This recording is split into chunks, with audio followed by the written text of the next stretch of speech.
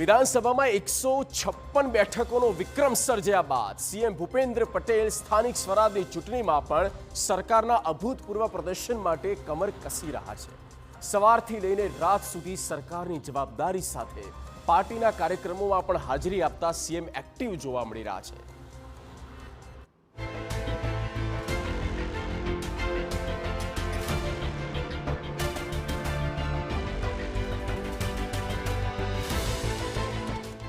વિધાનસભા ચૂંટણી વખતે કોઈએ કલ્પના પણ નહોતી કરી કે મિશન 150ના ટાર્ગેટને ભાજપ પાર કરી શકશે, પરંતુ સીએમ ભૂપેન્દ્ર પટેલની આગેવાનીમાં આ શક્ય બન્યું।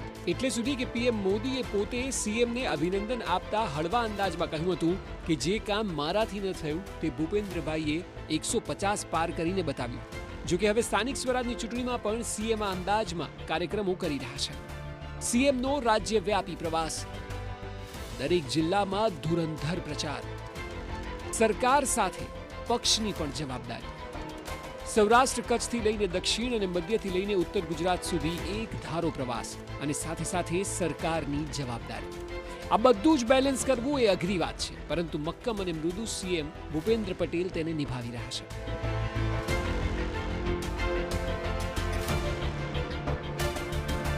બહુ ઓછા મુખ્યમંત્રીઓ એવા હશે કે જેમનો અંદાજ સામાન્ય માણસ જેવો હોય, એટલે કે કોમન મેન જેવો, અને એટલે જ તો રાજ્યની જનતા સીએમ ભૂપેન્દ્ર પટેલ સાથે સીધી કનેક્ટ થાય છે।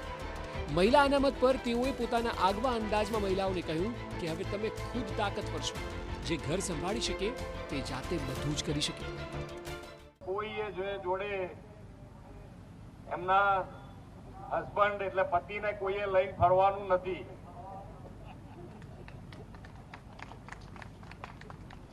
તો આવડી જાય બધું,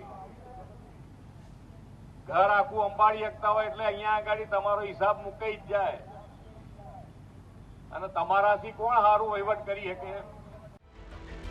આ તેમનો અંદાજ છે। તેઓ ખૂબ સરળતાથી પોતાની વાતને સમજાવી શકે છે, કારણ કે ભાષણ કરતા હોય ત્યારે ભાષણ ઓછું અને લોકો સાથેનો સંવાદ વધુ લાગે। જો કે વાત જ્યારે રાજકીય વિરોધીઓની આવે ત્યારે તેમનો અલગ જ અંદાજ જોવા મળે છે।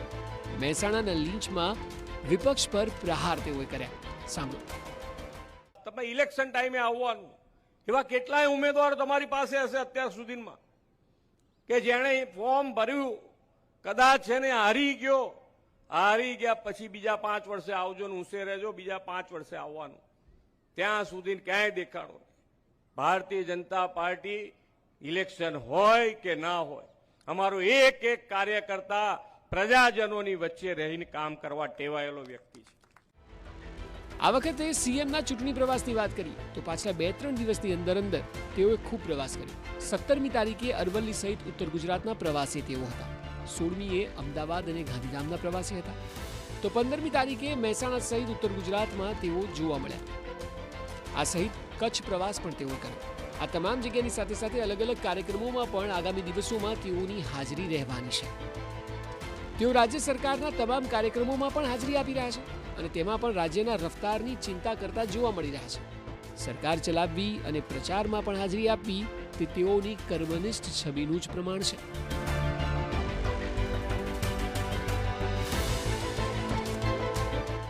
જે પ્રકારે તેઓ આખા રાજ્યમાં પ્રવાસ કરી રહ્યા છે તેઓનો અભિગમ જોતા એક વાત સ્પષ્ટ છે કે વિધાનસભામાં 156 સીટોના વિક્રમ બાદ સ્થાનિક સ્વરાજમાં પણ તેઓ અભૂતપૂર્વ રીતે પ્રજાનો પ્રેમ જીતવા માટે મહેનત કરી રહ્યા છે।